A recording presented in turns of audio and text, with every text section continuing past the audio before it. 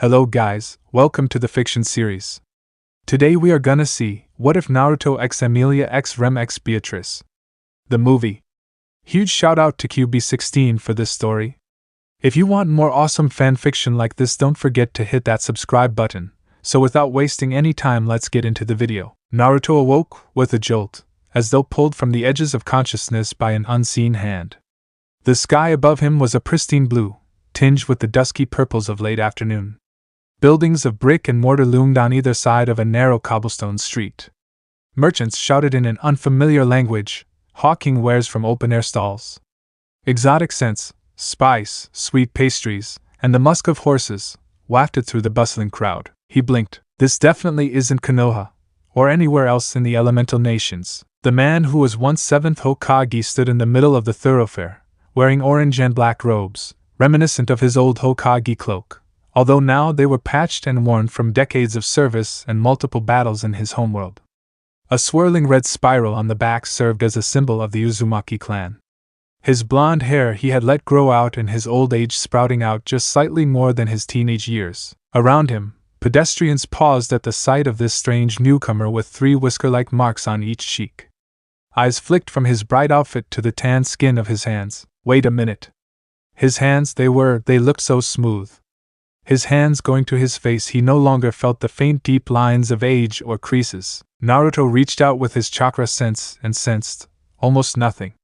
There were traces of energy, similar yet different to chakra, floating in the air like gentle motes of mana.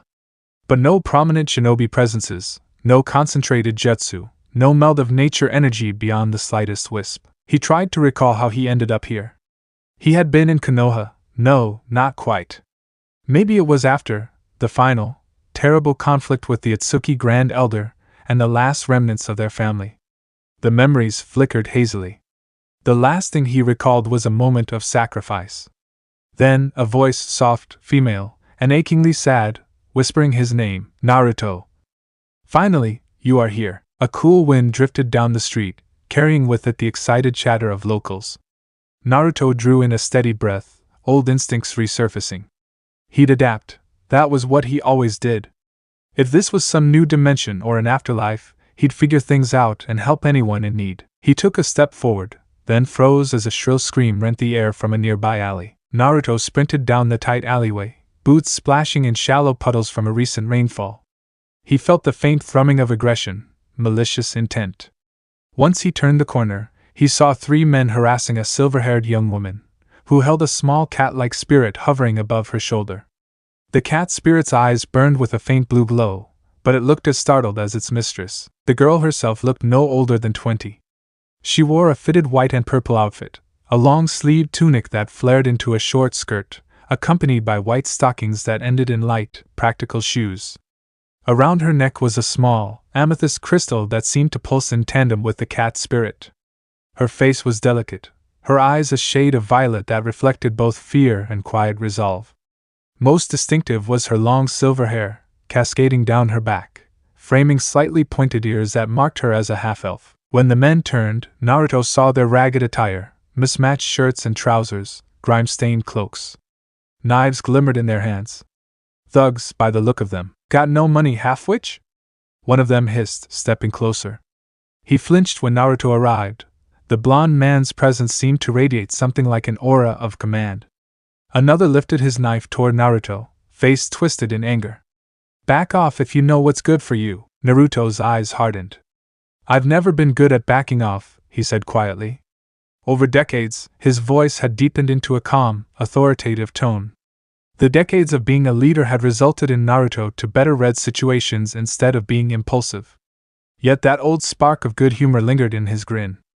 Now, how about you leave her alone? The men, typical bullies, tried to intimidate him. One rushed forward with a wild slash. Naruto simply stepped aside, the knife missing by a wide margin as if guided away by the slightest slip of Naruto's foot. With a gentle push at the man's wrist, he disarmed him effortlessly. A second thug came at him from the side, but Naruto sidestepped again, hooking his arm around the man's. The thug's momentum carried him into a broken crate near the alley wall. The final ruffian, seeing the display, dropped his weapon and bolted. The first 2 scrambled after him, shooting terrified glances back at Naruto.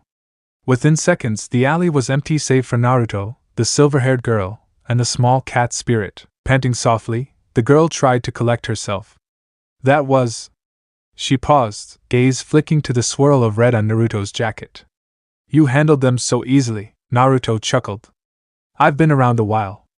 And I don't like seeing people get cornered. Are you alright? She inhaled, let out a slow breath, then offered a slight bow. Yes, thank you. My name is... She paused, a hesitant look crossing her face. Satella, she said at last, voice quiet. Something about that name reverberated in Naruto's mind. Satella. A swirl of memory from nowhere, which of envy? The voice that whispered in his mind. The presence that had drawn him here. But this girl in front of him, she appeared kind, earnest. Could she truly be that dreaded figure? The cat spirit purred, tail swishing. You can call me Puck, it said, voice high and mischievous. Thanks for the assist, big guy. Naruto's confusion flickered across his features, but he kept his composure. I'm Naruto Uzumaki, he answered with a smile. Happy to help. The silver-haired girl repeated his name softly, Naruto, as though testing its sound. I'm sorry, she began, but have we met somewhere? He shook his head. Pretty sure we haven't. Strange, she murmured, her purple eyes unreadable for a moment. I just had a feeling. She then turned her attention to the alley exit. I should get going. I lost something important, and it was stolen from me. She paused, looking a bit embarrassed. If it's not too much trouble, might I ask for your help? I'm looking for a small badge, an insignia with a dragon emblem. Naruto's grin widened. Of course. Helping people is what I do best. The girl brightened. Thank you? Then let's leave this alley. She hesitated again, glancing at the tall blonde stranger. If you really don't mind. Hey, don't worry about it, Naruto said. Something about her presence put him at ease, as if there was a gentle warmth despite the peculiar name she'd given. Let's go find that badge of yours. They emerged onto the main street of Lugnica's royal capital. The capital was a bustling city of elegant stone buildings, many crowned with vibrant, sloping roofs. Spacious plazas opened periodically between market streets, each teeming with stalls and passers-by. Closer to the center loomed the silhouette of the royal palace, a grand structure perched atop the highest elevation, its spires piercing the sky like slender blades. Naruto took in the sights, fruit vendors calling out deals, children laughing as they ran past with pastries, knights in gleaming armor patrolling in pairs. The roads were relatively clean, impressive for a medieval-style setting, and lined with tall street lamps that would likely be lit by magical means at night. Naruto's keen senses noted the swirl of that unusual energy in the air. Mana. This world's version of spiritual power. He noticed small crystals embedded in the lamps, presumably for illumination. As they walked, the silver-haired girl kept a modest pace. Her attire drew curious stares. Half-elves were a rarity, and not always welcomed. She didn't flinch from the attention, though her posture remained subtly tense. Naruto smiled reassuringly. Don't sweat it. I've been stared at most of my life, too. She seemed surprised, but quickly returned his smile. Thank you, Uzumaki-san. Smiling gently he uttered, please, call me Naruto. I'm not one for formality unless necessary. They passed a group of demi-humans, canine-eared merchants bartering with the dwarven blacksmith. Naruto observed them with fascination. If he hadn't lived through the Fourth Shinobi War and encountered the Otsutsuki, he might have been more shocked. But he simply acknowledged them with friendly nods.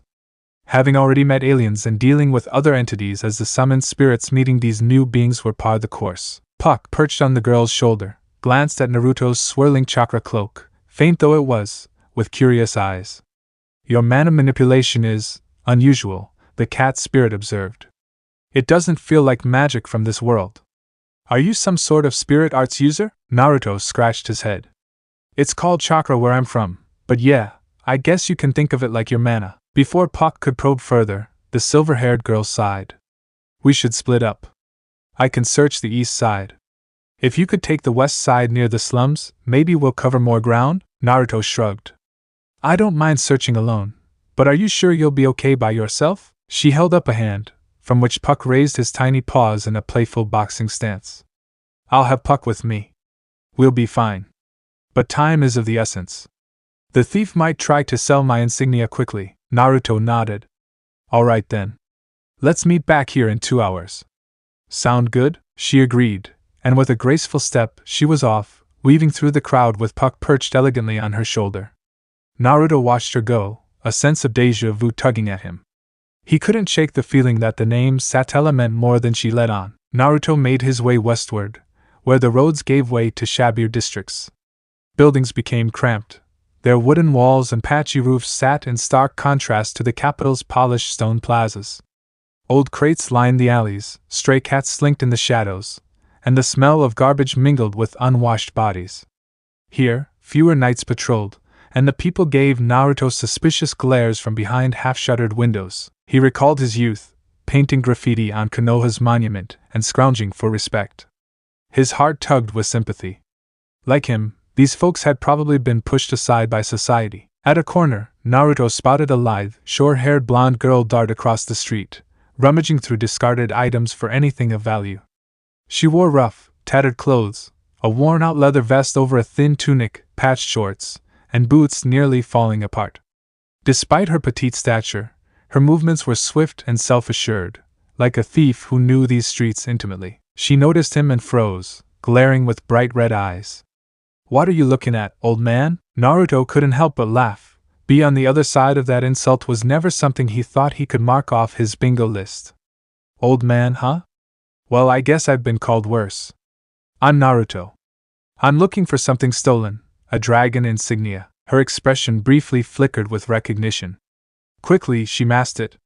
Never heard of it. A swirl of subtle chakra sensing told Naruto otherwise. I'm not here to arrest you or anything. Just want to make sure it gets back to who it belongs to. He offered a grin. Maybe we can work something out. Feld narrowed her eyes. If you're with the knights, I'll gut you. And if you're with that half-witch. She glanced away, spitting on the ground. Then I really don't care. Naruto's eyes narrowed. Half-witch? Is that what they call her? He recalled the negative stares the silver-haired girl received. The hostility in Feld's voice told him she either had a deep prejudice or had been taught to hate half-elves. Look, Naruto said, raising both hands in a peaceful gesture. I'm not with anyone. I just promised I'd help return that insignia. It's important to her, Feld scoffed. Important because she needs it for some shady deal, no doubt.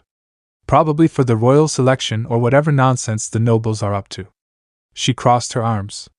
Anyway, if you want it, you're gonna have to come to Old Man Ram's loot house later. That's where I'll be. Bring your money or don't show up. With that, she darted away in a flash of nimble feet, disappearing into an alley so narrow Naruto doubted he could pass through without turning sideways. A grin tugged at his lips. So she had it, after all. He would find her again, hopefully soon enough to get the insignia back without violence. Following the directions gleaned from the girl's parting words, Naruto ventured deeper into the slums until he reached an old warehouse, or loot house, as she called it. The structure seemed half-collapsed in places, with boarded-up windows and a door that looked ready to fall off its hinges. A sign hung lopsidedly, the painted words long since chipped away. Naruto stepped inside. Dim light filtered through cracks in the walls, revealing crates of random junk, broken furniture, tattered clothing, some rusted weapons.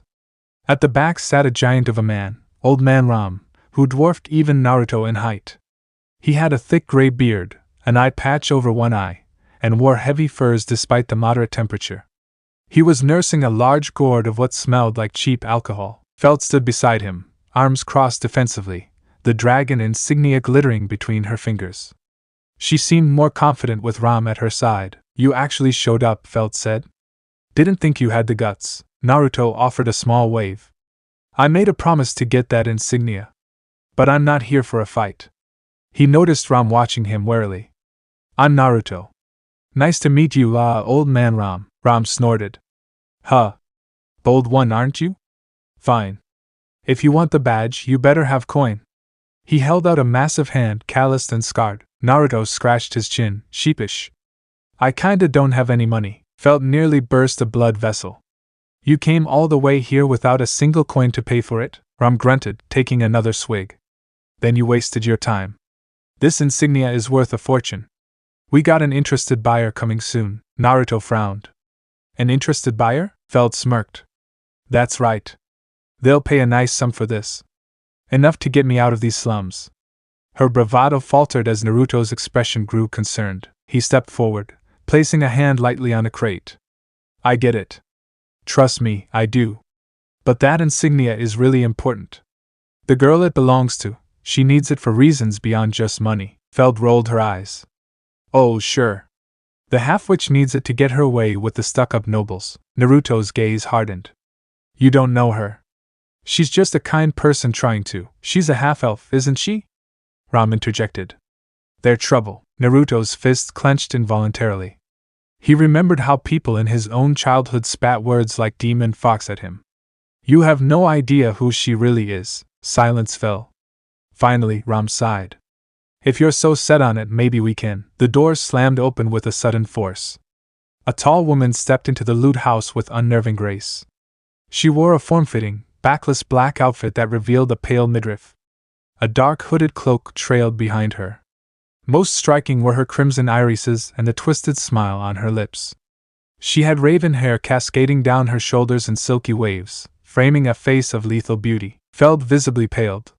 You're early, she said, clutching the insignia tightly. This newcomer's voice was as smooth as velvet. I do like to arrive ahead of schedule. It allows me to ensure my needs are met. Naruto felt a chilling aura from her. Not quite like a typical rogue shinobi, but something predatory. He thought of Orochimaru or some of the more sinister foes he'd faced. There was an undercurrent of sadism. She introduced herself with a mocking bow. My name is Elsa Granhirt, though most know me as the Bowel Hunter. Ram rose to his full imposing height, brandishing a heavy iron club. Feld stepped back, fear prickling across her features. Naruto kept his eyes on Elsa. She turned her gaze on Naruto, and her lips curved into that same chilling smile. You're not who I expected to find here. And you smell delicious. Naruto's instincts screamed caution. He let a faint swirl of chakra envelop him. Not planning to be your dinner, lady? Elsa's grin widened. We'll see. In the blink of an eye, she lunged. Her form blurred with astonishing speed, a dagger materializing in her hand. Ram swung his massive club, but Elsa twisted gracefully beneath it as though dancing. She darted forward and sliced across Ram's side, drawing blood. Feld yelped. Ram! She scrambled for cover behind a large crate. Naruto dashed in. He was used to dealing with quick adversaries, but Elsa's movements were unnaturally fluid, as if guided by an otherworldly sense. He channeled chakra into his limbs, augmenting his physical speed. He intercepted her next attack with a raised forearm, the dagger scraping against a faint golden glow that manifested as a thin layer of protective chakra. Elsa's eyes flickered with intrigue. Oh, that's new. I'd never tasted someone like you before. Naruto exhaled, stepping in with a swift palm strike aimed at her torso. She twisted just enough to avoid a direct hit, but the grazing blows still forced her back several feet. She landed lightly on her toes, black outfit shifting with each graceful movement. Ram clutched his wound, grimacing. Feld rushed to his side, pressing her hands to the bleeding injury. Hold still, old man. Naruto was caught between wanting to protect them and confronting Elsa. Why are you after the insignia? He asked. Elsa's face remained a mask of sadistic amusement. I've been hired to retrieve it, of course. And the best part is... Her gaze drifted to the cowering Feld, then lingered on Ram's injury. I get paid extra if I tidy up loose ends. Naruto's jaw tightened. So that's it. You're working for someone else. Elsa tilted her head. You're quite astute. She lunged again, dagger flashing. Naruto blocked, countered, feeling her inhuman strength vibrate up his arms. The dagger's blade, carved from what appeared to be some enchanted material, resisted the chakra pulses he sent back. She slid around him, aiming for his vitals. Naruto spun, forming a single-handed seal, wind release, gale palm. He sent a burst of compressed air at point-blank range. Elsa's eyes widened. The wind attack hurled her back, crashing her into a stack of broken crates. She flipped to her feet almost instantly, a small trickle of blood at the corner of her mouth. Rather than anger, her eyes shone with twisted delight. Now, this is interesting, she purred. Perhaps I'll have to open you up first. The battle raged. Naruto was mindful of the environment. He didn't want to level half the building with an overpowered jutsu. Ram was gravely injured, but still conscious, while Feld clung to the insignia and tried to stop his bleeding. Elsa moved with unnerving speed, akin to a dancer weaving through a storm. Each slash, each stab of her dagger, came within a hair's breadth of carving Naruto's flesh. Naruto unleashed a Rasengan, swirling chakra coalescing in his palm, its blue sphere crackling with power. He charged, aiming center mass. Elsa's eyes narrowed. At the last possible instant, she twisted aside, letting the Rasengan tear through her cloak and graze her ribs. The blow flung her across the loot house, smashing her into a wooden beam. The entire structure rattled with the impact. Panting, Naruto prepared to press his advantage. But Elsa rose, her lips curved in a near-manic smile despite the blood staining her clothes. "That was wonderful," she breathed, seemingly in ecstasy from the pain. Naruto's expression turned grim. "Stay down, or next time I won't hold back." Elsa's grin only widened. She darted forward once more, daggers raised. Naruto caught her blades with his forearm guards of compressed chakra. He heard a terrifying scraping noise, her blade actually slicing into his protective aura. A surge of dark energy pulsed from her, momentarily disrupting his chakra flow. She seized the opening, slipping beneath his guard to drive her dagger deep into his abdomen. Naruto's breath caught. Decades of battle reflex told him to twist away, but the blade had already found flesh. Hot pain radiated through him. He coughed, feeling blood rise in his throat. Across the room, Felt screamed. Ram shouted in rage, tried to swing his club, but he collapsed with a groan, his wound too severe. Elsa held Naruto's gaze, her own red eyes shining with a cruel satisfaction. "Your insides, how do they look, I wonder?" Naruto, face contorted in pain, mustered enough chakra to attempt a final blow. "Damn it," he whispered. He formed a shadow clone behind her, but Elsa sensed it, spinning to slash the clone before it could strike. The clone evaporated in a puff of smoke. "I'm sorry, big guy," Elsa murmured, leaning in close as if sharing an intimate secret. "But this is the end." She twisted the dagger, and Naruto's vision exploded in white-hot agony. He collapsed to his knees. The swirling world blurred and faded, the last sound he registered being Felt's desperate cry. Then darkness. A heartbeat later, Naruto's eyes snapped open, and he found himself in the middle of a bustling street yet again. Same cobblestones, same lively chatter. He grasped frantically at his abdomen, no wound, no blood. His cloak was intact. He stared around, heartbeat hammering. I died. That memory was vivid, the blade sinking in, the helplessness, the excruciating pain. Yet here he stood uninjured. Then that soft voice from before murmured in his mind, a gentle, loving sound. "I'll always bring you back, my savior." He exhaled, ignoring the swirl of confused onlookers who wondered why a random blonde man was panicking in the middle of the street. No matter how many monstrous foes he'd fought, death was new to him. But this was reminiscent of a power. One that had been rumored in certain fragments of the Shinobi world's legends. A loop in time? The reality sank in. He had traveled back somehow. This was a reset to an earlier point in the same day. Possibly triggered by that mysterious voice. For a moment, Naruto thought of all the times he'd survived by sheer will alone. But this was no normal survival. It was a temporal regression. "I have to save them," he whispered. The events of that night, Felt's terror, Old Man Ram's injury, Elsa's sadistic pleasure, played like a horror reel in his mind. If he did nothing, they'd die again. But now he had a chance to stop it. Knowing what awaited him at the loot house, Naruto quickly sought out the silver-haired girl. In the previous timeline, they had split up. This time, he wanted to gather more information first. After some searching, he found her in almost the exact same alley where she'd been harassed. Only now, the confrontation with the thugs hadn't happened yet. She was walking cautiously, scanning the crowds for clues about the stolen insignia. Naruto approached, waving. "Hey!" She turned, startled. Puck materialized on her shoulder, his cat-like ears perked in alarm. When she saw Naruto's face, her eyes reflected confusion and a flicker of recognition. "Naruto?" He smiled, relieved she remembered his name, if only faintly. "Yeah, it's me. About that insignia you lost, I have some information." She blinked in surprise. "You do? But we only just met, did we?" Naruto held his breath. Time to explain without sounding insane. "I overheard rumors in the slums about a stolen insignia matching your description. There's a place called the Loot House." Before he could finish, they were interrupted by the arrival of a tall, red-haired knight in gleaming white armor etched with golden patterns. He had a noble bearing, with sharp blue eyes and a friendly smile. A sword hung at his side, the hilt intricately decorated. This was Reinhard van Astria, one of Lugnica's greatest knights. "My lady," Reinhard said politely to the half-elf, then nodded to Naruto. "I noticed you seemed troubled. May I be of assistance?" The girl offered a courteous bow, though she still appeared guarded.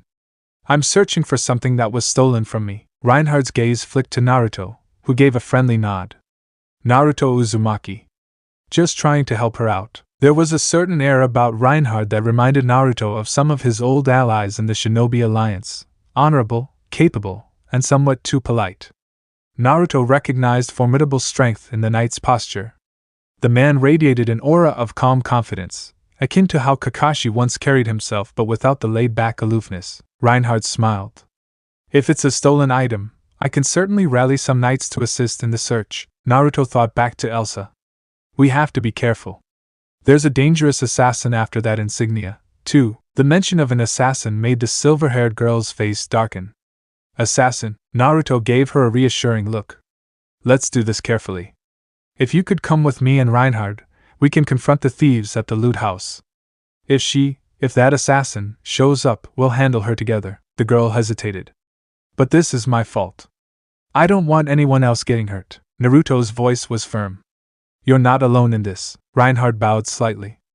"I shall lend my sword. My lady, please do not worry." At last she nodded, though Naruto could see the anxiety in her eyes. He placed a hand lightly on her shoulder, offering a supportive squeeze. "We'll figure it out, Satella." Her gaze softened at his sincerity. "Right.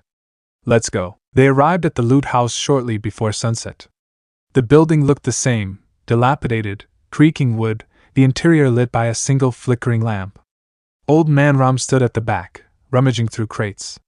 Felt was perched on top of a broken table, examining the dragon insignia in her palm. At the sight of three newcomers, Reinhard in shining armor, the silver-haired girl looking determined, and Naruto's imposing presence, Felt immediately jumped to her feet. "Hey, what's going on?" She clutched the insignia protectively. Old Man Ram dropped his crate, scowling. "Knights, huh? This is trouble." The silver-haired girl stepped forward. "Please, that badge is mine. It's precious to me. I came to ask for it back peacefully." Her voice was gentle yet resolute. Felt sneered. "Precious, sure.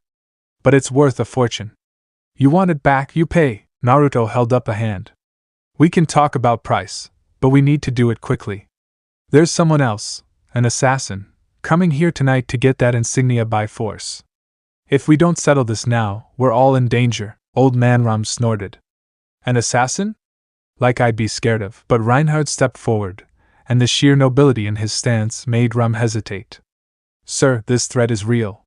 If you hand over the insignia peacefully, I promise we'll see to it you're compensated fairly." Felt wavered, exchanging looks with Ram. "Fairly, you say?" At that moment, the door creaked open, revealing Elsa Granhirt, clad in her black form-fitting attire, cloak swirling at her feet.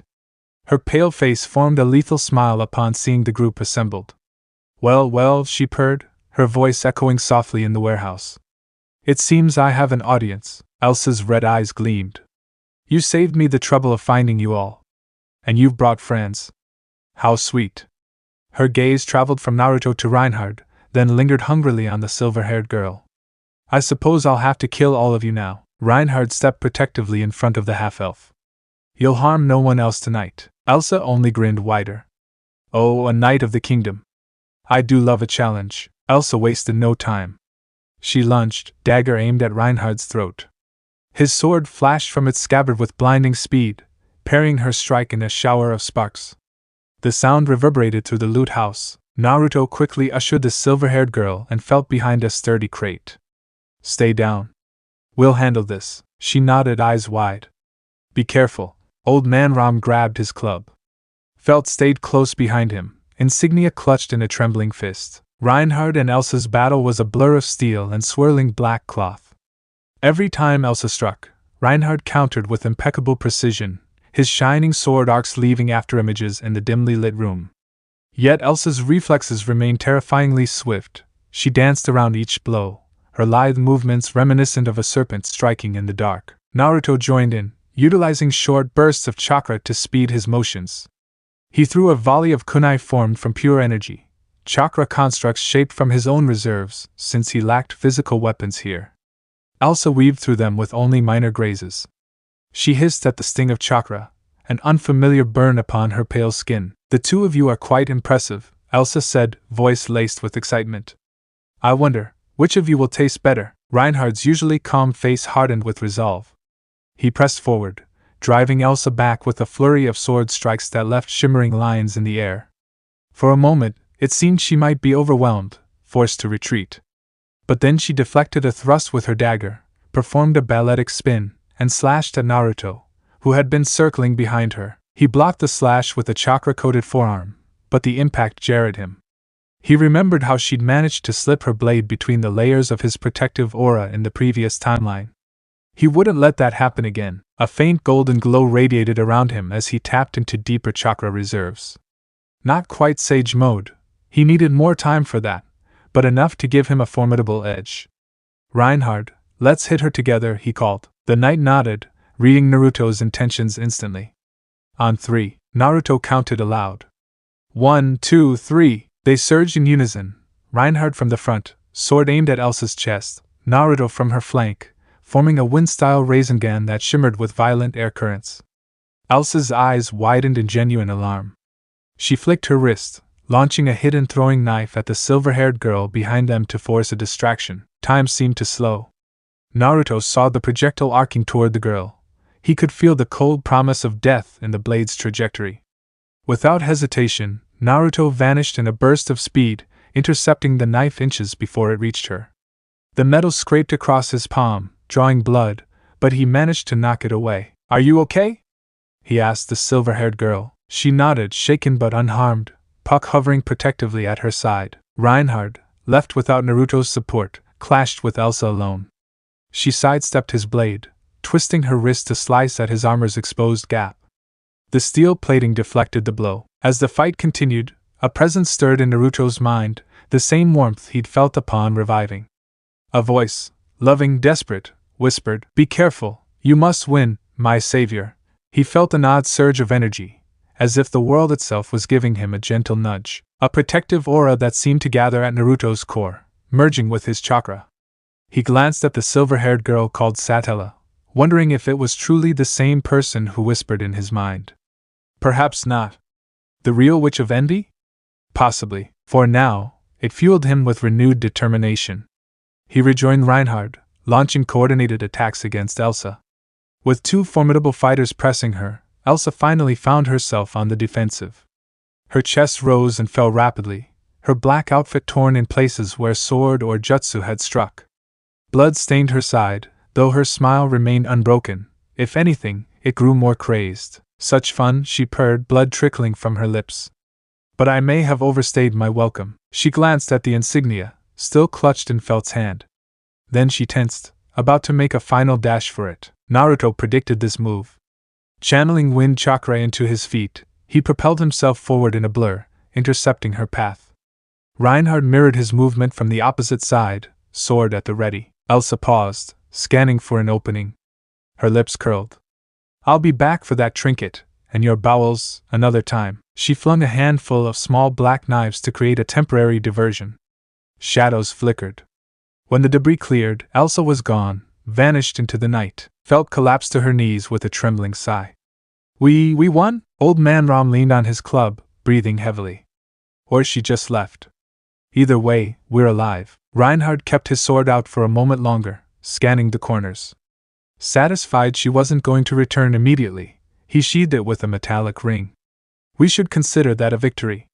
Next time, we'll be better prepared." Naruto let out a breath he hadn't realized he was holding. Despite Elsa's escape, they had prevented any deaths, unlike in the previous loop. Relief washed over him, tempered by the knowledge that Elsa remained a threat. His instincts were far too dulled from decades of peace. He was definitely going to start training and getting back in shape. Inside the loot house, tension lingered like a heavy fog. The silver-haired girl finally approached Felt and Old Man Ram. "About that insignia," Felt swallowed, glancing up at Naruto, then Reinhardt. She tossed the insignia to the silver-haired girl with a begrudging scowl. Take it. It caused too much trouble anyway. Old Man Ram placed a hand on the girl's shoulder. Kid, that was our chance to make a better life. His voice was weary rather than accusatory. Felt's fiery red eyes flicked uncertainly. We almost died. Guess a fortune's not worth that. The half-elf bowed her head. Thank you. If you ever need help, come find me. I'll do what I can. Her sincerity made Felt flush with embarrassment. Reinhard took a step forward, observing Felt with intense scrutiny. Your name is Felt, correct? He narrowed his eyes as if noticing something about her appearance. Forgive me, but that hair, those eyes.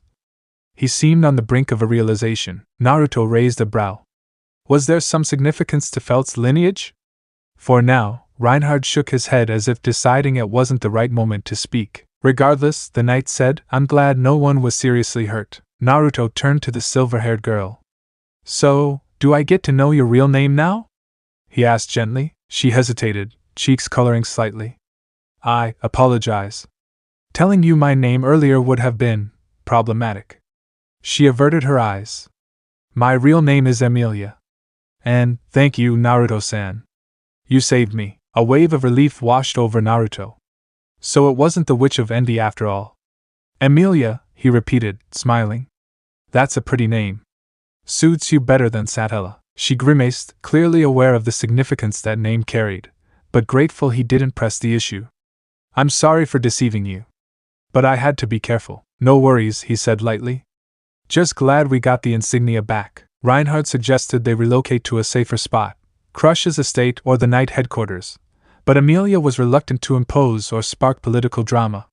Instead, they decided it best to part ways for the night. Felt and Old Man Ram watched them go, a swirl of uncertainty in Felt's eyes. Reinhard stayed behind a moment, speaking quietly with the two. Naruto suspected it had something to do with the royal selection and Felt's identity, but he didn't intrude. Leaving the loot house, Naruto and Emilia walked side by side under the starlit sky. City lamps glowed with faint magical crystals, illuminating the worn cobblestones. She held the insignia close, as if it were an extension of her being. You must have a lot of questions, Emilia said softly. Why an insignia is so important, who I really am, why someone would call me that name. Naruto shrugged, offering a gentle smile. I won't push you to tell me everything at once. I'm just glad we stopped that assassin from hurting people. A ghost of a smile touched her lips. She looked away, silver hair catching moonlight. Thank you for trusting me anyway. He reached out with his chakra sense, feeling that faint presence, the one that revived him after death. The voice that called him savior. Did it truly belong to the infamous Witch of Envy, or was there more to it? Naruto was no stranger to burdened souls. He thought of Kurama, sealed within him for years, eventually becoming his ally. Could something similar be at play here? For now, he decided not to dwell on it. His priority was to ensure Emilia's safety and find a foothold in this new world. He had a fresh start, a second life, and he intended to make the most of it. Early the next morning, Naruto and Emilia found themselves greeted by a magnificently garbed figure in flamboyant clothing that clashed with all conventional fashion sense. Roswell L. Mathers. He wore a purple suit with swirling, colorful patterns, a cape that draped elegantly to one side, and face makeup reminiscent of a theatrical performer. His heterochromic eyes, one blue, one yellow, shone with curiosity and amusement. My, Roswell drawled, dragging out his syllables in that characteristic fashion. Emilia-sama, you're quite safe and sound, I see? And you've brought a friend. Emilia inclined her head. Roswell-san, this is Naruto Uzumaki. He helped me retrieve my insignia. Roswell's lips curved into a graceful smile. Naruto Uzumaki, you say? A pleasure. He extended a hand. Naruto shook it, noticing the surprising strength in the man's grip. Puck floated near Emilia's shoulder, tail swishing. He's from far away, very far away. Roswell's gaze sharpened with interest. Fascinating. Well, if you aided Emilia-sama, then you have my thanks. In fact, I'd be delighted if you accompanied her to my manor for a while. I'm sure she could use the company, and we have matters to prepare for, regarding the royal selection. His smile had a hint of mischief. Naruto glanced at Emilia, who met his gaze with a hopeful expression. We owe you a great debt, she said. And I wouldn't mind having you around, if you don't have anywhere else to stay. It was true, Naruto had nowhere to go in this world, no money, no home. The thought of staying with them, especially to keep supporting Emilia, appealed to him. All right, he agreed. If you're sure I won't be imposing. Roswell gave a theatrical laugh. Oh, not at all. I insist. He turned, cape fluttering, and began leading them to a colorful carriage drawn by a scaled ground dragon with bright plumage. Roswell's mansion stood in a wide clearing, surrounded by rolling fields and distant forests. The estate was grand, with tall windows, a regal roofline, and ornate gardens meticulously cared for. Inside, the hallways stretched elegantly, lined with paintings and lavish curtains. Servants moved about with polite efficiency. Naruto couldn't help but stare at the opulence. In all his time as Hokage, he'd never seen a manner quite this flamboyant. It matched Roswell's personality perfectly.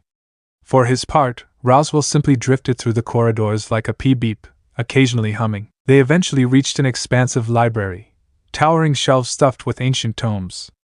There, Naruto noticed a petite figure with drill-like, fluffy twin tails of pale cream hair. She wore a frilly pink dress and held a massive, ancient tome in one hand. Beatrice, who are you, I suppose? The little girl demanded in a haughty tone, glowering at Naruto. Her eyes were large and pink, her features doe-like, but her expression was thoroughly unimpressed. Naruto grinned. I'm Naruto. And you are? Beatrice, she replied curtly. I keep the library. You will not bother me unless you have something worthwhile to say, I suppose. Roswell chuckled. Beatrice, be nice. He's a guest. The spirit mage only huffed, hugging the tome against her chest. Emilia ushered Naruto along with a patient smile. Don't mind her. She's moody. Though prickly, Beatrice's aura reminded Naruto of old librarians he'd known, devoted to their books and wanting minimal intrusions. He made a mental note not to pester her unless necessary. Later that afternoon, Naruto stood on a balcony overlooking the mansion's grounds. Rows of hedges formed decorative shapes, and flowers of every color swayed in the breeze. In the distance, the sun cast warm rays across verdant hills. Emilia joined him, her expression thoughtful. So, what do you think of this place? He leaned on the railing. It's definitely something. Feels like I'm in another world. He paused, chuckling. Well, guess that's how anyone feels when they travel to a different city or country. She laughed softly, then her gaze turned serious. You've helped me so much already. I don't even know how to repay you. You don't owe me anything, Naruto said gently. I'm just glad I can help. Back home, I always believed in protecting my friends and working for peace. It's just second nature now. She studied him for a long moment. I can see that. Her purple eyes drifted to the insignia in her hand. She'd been clutching it all day. You must wonder why this is so important. Naruto didn't deny it. It's tied to the royal selection, right? Emilia inhaled softly. Yes, you see, Lugnica's throne is vacant, and the insignia is proof I'm a candidate. I plan to become the next ruler. Naruto stared, then grinned. That's a big goal. But if anyone's determined enough, I bet it's you. She blushed slightly at his confidence. I'm doing it for the people, not for myself. I have a lot to prove. Half-elves aren't exactly loved. But Roswell-san insists I have a rightful claim. So, I'm trying. He laid a comforting hand on her shoulder. I know about wanting acceptance. People once hated and feared me, too, because of something inside me. He thought of Kurama, who used to be sealed within him, and how the entire village scorned him as a child. You'll make them see who you really are. Her eyes glistened with gratitude, a smile touching her lips. Thank you, Naruto. In that moment, he felt a quiet sense of belonging, as if fate had guided him here not just to fight assassins, but to stand beside Emilia in her quest to bring hope to this kingdom. The voice that whispered in his mind, Satella, it was a mystery he'd eventually unravel. For now, he would focus on doing what he did best, protecting his friends, forging peace, and never giving up. A private audience with Roswell. That evening, Roswell invited Naruto to a private meeting in one of the smaller sitting rooms. The flamboyant lord reclined on a chaise lounge, idly swirling a glass of wine. Naruto sat across from him in a cushioned chair, feeling slightly out of place among the lavish decor. Naruto, Roswell began, smiling as he drew out each syllable. I am deeply curious about you. You appear out of thin air, defy an assassin of Elsa's caliber, and command a power quite unlike our world's magic. And all the while, you speak of wanting to protect Emilia-sama. My, you are an intriguing puzzle. Naruto offered a lopsided grin. I guess you could call me an outsider. Oh, indeed. Roswell placed his wineglass down and steepled his fingers. Emilia-sama can use all the help she can get. She's earnest and pure, but she lacks experience in some of the kingdom's darker complexities. Naruto's smile faded. Politics, you mean? Roswell's eyes twinkled. Precisely. The other candidates in the royal selection will try every tactic to undermine her, especially given her heritage. If you can stand by her side with that unwavering spirit of yours, you might be the pillar she needs to weather the coming storms. Naruto recalled the intricacies of leading the Shinobi alliance. Yes, he understood politics better than one might guess from his brash youth. I'll do everything I can, he said firmly. Emilia-san deserves a fair chance. Roswell smirked. Then I look forward to your performance. He leaned in, voice dropping to a conspiratorial whisper. And about that presence lurking around you, well, let's just say, do keep an eye on it, Naruto's eyes narrowed. What do you mean? Oh, nothing too pressing. Roswell waved a hand theatrically. Just that I can sense a certain anomaly around your soul. No doubt tied to how you came here. Naruto's thoughts drifted to return by death. I can handle it. Splendid, Roswell said, standing in a graceful sweep of robes. Now, do get some rest. Tomorrow, we'll start our preparations in earnest. That night, Naruto lay in a lavish guest room, half dozing. He stared at the ornate ceiling, the plush bed around him feeling almost too soft. He was used to simpler accommodations, even as Hokage. He pressed a hand against his abdomen, recalling the fatal stab from Elsa in the previous timeline. The memories were vivid, the pain, the terror, the darkness. A cold sweat beaded on his forehead. He exhaled, letting his chakra flow to calm his nerves. He refused to be haunted by fear. Instead, he focused on gratitude. A second chance had allowed him to prevent unnecessary deaths. In the quiet, that gentle voice, the voice of the so-called Witch of Envy, echoed again, faint but comforting. I love you, my savior. Naruto furrowed his brow. He didn't sense malice this time, only a deep sorrow, as though she craved his presence not out of jealousy, but out of a desperate need for salvation.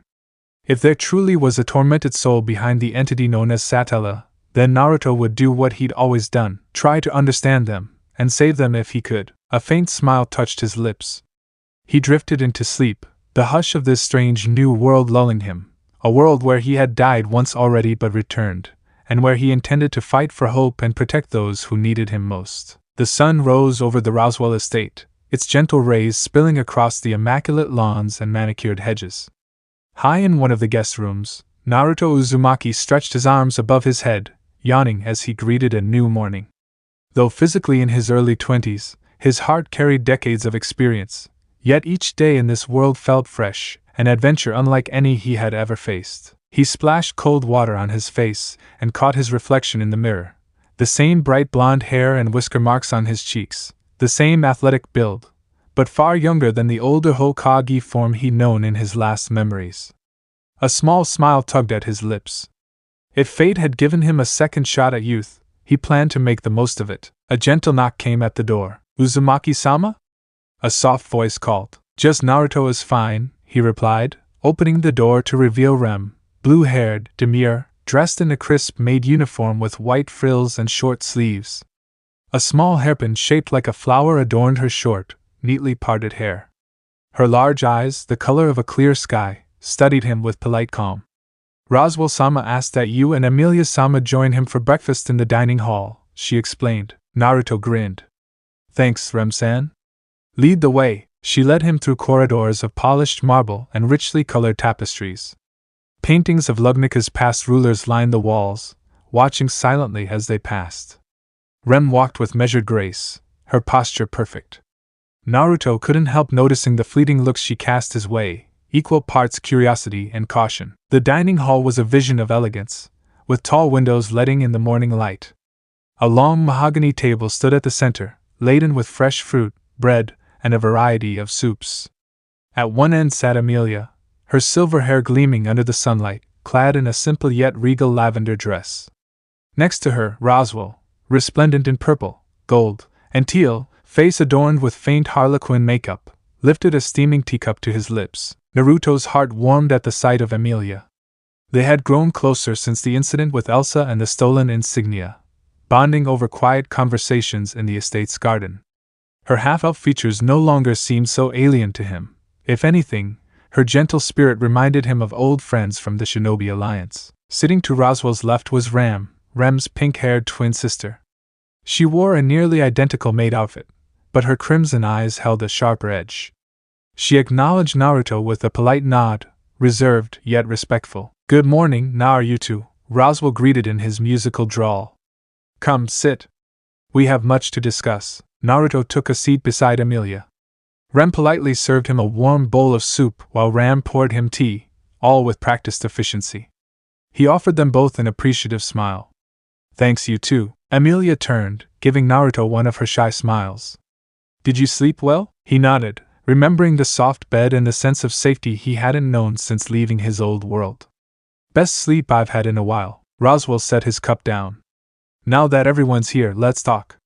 Emilia's schedule is quite packed with the approaching royal selection, public appearances, social calls, not to mention her magic training. "Naruto-san, if you intend to stay under my roof," his heterochromatic eyes sparkled, "I trust you'll help lighten her load, yes?" Naruto glanced at Emilia, who offered an apologetic smile. "I'd be grateful for any help," she said. "I'm in," Naruto replied without hesitation. "Whatever you need, just let me know." Ram and Rem exchanged a glance. Rem looked relieved, Ram more thoughtful. "Then perhaps we can start," Ram said calmly, "by showing Naruto-dano how to assist with morning chores. Maintaining the mansion does require all hands." Roswell arched an eyebrow. "An excellent suggestion. Emilia-sama, you have your daily instruction with Beatrice. Naruto-san, I shall entrust you to the care of our dear maids." "Sounds good," Naruto agreed, flashing a thumbs up. Rem smiled, just a tiny one, but genuine. Ram's expression stayed neutral, though she offered a polite nod. After breakfast, Naruto followed the twin maids out onto the mansion's sweeping lawns, the morning air still crisp. Flower beds of roses stretched in neat rows, the scent of dew-kissed petals filling the air. Overhead, doves cooed from the estate's parapets. Ram, arms folded, regarded Naruto quietly. "Let's see if you can handle basic tasks," she said with cool detachment. "These shrubs need trimming and the rose beds require weeding. Rem will show you how." Naruto smirked. "I used to do chores when I was a kid, though usually I was forced as punishment." He remembered painting graffiti on the Hokage monument and spending hours scrubbing it off. "But I'll do my best." Rem fetched gardening shears and a small spade, explaining how to trim each rosebush carefully without damaging the buds. Her voice was soft, precise. Naruto listened intently, occasionally asking clarifying questions. As they worked side by side, she asked, "Naruto-sama, you said you come from a faraway land?" "Yeah," he said, carefully clipping a stray branch. "It's very different from here. No demi-humans or spirits. We had ninjas, clans, that sort of thing." Rem's eyes shone with curiosity. "You were a soldier?" He paused. "I guess you could say that, but more than that, I tried to protect everyone, friend and foe alike, from destroying each other. I eventually became a leader." Though Naruto spoke casually, Rem heard the depth beneath his words. Countless battles, burdens carried. Something about him exuded warmth and security, as if no harm would befall her with him near. She lowered her gaze. "You must have been very strong." Naruto chuckled. "I had a lot of help." A comfortable silence settled between them. Rem found herself relaxing, a rare feeling. She wasn't typically at ease around strangers. Her past was steeped in guilt and sorrow, overshadowed by the memory of losing her horn, her potential. Yet somehow, Naruto's presence, calm, confident, eased her guard. Meanwhile, Ram observed from a short distance, eyes flicking between them. She caught the subtle shift in Rem's demeanor, shoulders less tense, voice steadier, almost hopeful. Ram's lips curled ever so slightly, though she remained stern-faced. Later in the day, Ram decided to test Naruto with a more rigorous task, hauling sacks of fertilizer from the storage shed to the fields behind the mansion. Each sack was heavy, and Rem typically used her remaining demon strength to manage them. Rem expected to see Naruto struggle. Instead, Naruto lifted 2 sacks at once, carrying them across the lawn with ease. Hey, this is good training, he joked, channeling a small amount of chakra into his muscles to bolster his strength. He'd learned to do this without drawing attention, unlike the flamboyant bursts of power he used against Elsa. Rem's eyes widened slightly. Even she would have needed a moment of preparation to carry 2 sacks. Ram, though outwardly impassive, noted it as well. He's no ordinary human. When they finished, Naruto wiped sweat from his brow. All done, Rem bowed politely. Thank you? It would have taken me much longer alone. Ram stepped forward. You're not unskilled, she said quietly, her tone carrying grudging respect. But don't grow lax. Our tasks here are unending, he laughed. Trust me, I'm used to that. A faint flicker of approval crossed Ram's crimson eyes. She offered no further comment, but from that moment on, her demeanor softened a notch around Naruto. He had proven he wasn't just a talker. He was willing to work as hard as any of them. In the late afternoon, Naruto found himself wandering the mansion's labyrinthine corridors, a tray of cookies in hand. Emilia had mentioned he might find Beatrice in the library if he wanted to bring her a snack, though the little girl's spirit rarely accepted company. He opened a large door to find a vast library packed with towering shelves and ancient tomes. At a small reading table sat Beatrice, her petite form wrapped in a frilly pink dress, blonde drills cascading over her shoulders. She glanced up from her book, pink eyes narrowing. Who said you could enter, I suppose? She huffed. Naruto grinned and stepped in anyway, setting the tray on a nearby table. I brought you some cookies, courtesy of Emilia-san. Beatrice sniffed, snapping her book shut. I see. If Betty's contractor demanded it, I can hardly refuse, she muttered, carefully picking up a cookie and nibbling on its edge. Her eyes widened with delight, though she quickly masked it. I guess they're tolerable, I suppose, Naruto chuckled. I'll let Emilia know you like them. Beatrice made a little humph sound. So you're the man from another world. Your chakra is a bizarre phenomenon. Not quite mana, not quite OD, something else entirely. She peered at him with keen interest. How does it work? Naruto took a seat on the opposite side of the table. It's the energy inside us all, at least where I come from. Physical and spiritual power combined. We can shape it into techniques. Beatrice frowned thoughtfully. Like your wind bullets, or that swirling sphere you used to fight the Bowel Hunter? His eyebrows shot up. You watched that fight? She turned away. Betty sees more than you might guess, she said enigmatically. Your ability is interesting but also dangerous. I advise you not to lose control. Naruto's expression grew serious. I won't, he promised, recalling the countless times he'd risked losing himself to Kurama's rage before they came to an understanding. I learned the hard way how to keep my power in check. Beatrice studied him for a moment, then gave a small, approving nod.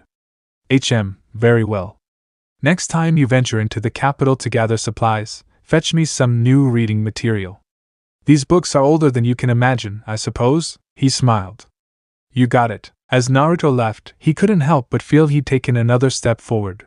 Earlier, Beatrice would hardly speak to him. Now she'd opened up just a little, enough to hint at curiosity behind her prickly demeanor. When dusk settled, the maids prepared an evening meal. Emilia, Roswell, Ram, and Rem sat together with Naruto at a smaller table on a covered terrace that overlooked the western sky. Warm lantern light and the glow of fire magic lit the area. The breeze carried the scent of lilies from the garden. Over dinner, the conversation flowed lightly. Roswell teased Naruto about his mysterious shinobi arts, and Emilia talked about her magical studies. Rem listened quietly, occasionally adding a word or two, while Ram served tea. After the meal, Emilia excused herself to read in her room. Roswell disappeared for lordly matters, and Ram retired to plan the next day's schedule. Naruto and Rem lingered on the terrace, enjoying the cool air. She took a sip of tea, eyes lowered. Naruto-sama. I wanted to say thank you, he tilted his head. For what? For being kind to me. I'm used to people not noticing me as much, especially once they meet Ram. She's the talented one, Rem murmured, a touch of sadness creeping into her voice. I'm just the other twin. Naruto frowned. That's not true. You're both amazing, in different ways. If anyone's too blind to see it, that's their loss. Rem glanced up, her cheeks coloring faintly at his earnest tone. She clasped her hands in her lap. You speak like you know me well, he shrugged. I've only been here a short time, but I know a good person when I see one. He smiled. Anyway, I think you're awesome. You're strong, dedicated. You make everyone around you feel cared for. Her breath caught. Cared for. She remembered old injuries, old heartbreak, the day she lost her horn and believed she failed her sister. Hearing Naruto speak such praise pierced right through the walls she'd built around her heart. A small tear escaped her eye before she hastily wiped it away, cheeks flaming. I'm sorry, she whispered, laughing a little at her own emotion. I'm so silly. Naruto reached over and gently placed a hand on hers. Hey, no apologies. It's good to cry sometimes. He chuckled, his voice dropping to a gentle tone. I used to be the biggest crybaby in my village. Rem managed a wavering smile. That's hard to believe. It's true, he insisted, giving her hand a reassuring squeeze. For a moment, they just sat there, the sounds of chirping crickets filling the night air. In Rem's chest, something warm spread, admiration, gratitude, perhaps something deeper. That night, Naruto found himself unable to sleep. The faint stirring of that mysterious voice in his mind left him restless. The voice that whispered he was her savior. He wanted the silent halls, the stone floor cool beneath his sandals. Moonlight streamed in through tall windows, painting silver lines across the corridor. He passed a small alcove where a portrait of a young Roswell hung, then paused at a door leading to a balcony. Stepping onto the balcony, he spotted a solitary figure leaning against the railing, silver hair catching the moonlight. Emilia. She wore a simple white nightgown, embroidered with lavender at the hems, her posture pensive. Hey, Naruto called softly, not wanting to startle her. She turned, eyes bright with surprise, then softened into a welcoming expression. Couldn't sleep either? He joined her at the railing, gazing out at the quiet gardens below. Too many thoughts in my head. Emilia nodded, hugging herself against the slight chill. Me too. I'm thinking about the royal selection, how I'm supposed to represent people who don't trust me. It's intimidating. Naruto recalled how the village had once shunned him. Sometimes proving yourself to others is harder than any battle. But I believe in you. She blinked, cheeks warming. You say that with such certainty. He shrugged, a warm grin on his face. It's the truth. They stood side by side in comfortable silence. After a moment, she looked at him curiously. Roswell-sen told me you're physically younger than the life experiences you claim to have. That you might have regained some youth coming here? Naruto scratched the back of his neck. He definitely need to look into Roswell. He seemed to know far too much without either being responsible for him being here or connected to the person responsible. Yeah, something like that. Where I'm from, I was older. I was actually in a life-threatening fight and ended up in this country. Trust me, I was surprised when I woke up and found that I was young again. Emilia's lips formed a gentle smile. That must be nice, a second chance. Do you plan on going back home? His gaze dropped momentarily. He thought of Konoha, Boruto, Hinata, who had peacefully passed on years ago, Himawari, everyone he'd left behind. I do, he said quietly. But I also see this as a chance to help people here.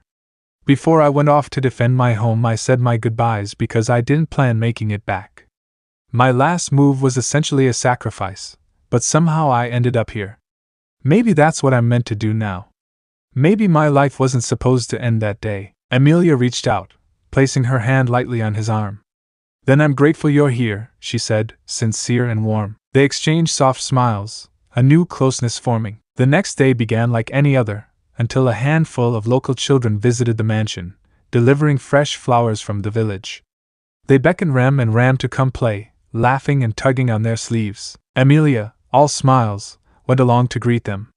Naruto trailed after, enjoying the lively chatter. He noticed how comfortable Emilia was with kids, a maternal gentleness shining in her eyes.